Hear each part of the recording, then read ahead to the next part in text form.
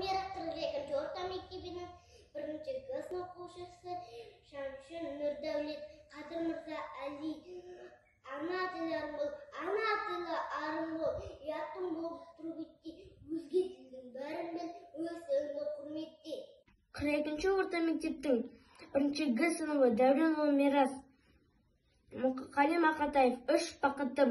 Ең бірінші бақытым халқым менің, соған берем ойымның алтын кенін. Ол бар болса, мен бармын, құр болмаймын. Қымбатырақ алтыннан нарқым менің. Ал екінші бақытым тілім менің. Таш жүректі тіліммен тілім дедім. Дүниеден түңілсем де, қасиетті тіліммен түңілмедім. Бақытым бар үшінші отан деген. Құдай деген кім десе отан дерім. Оты сөнген жалғанда жан барсың ба? Ойланбай кел дауық отал менен.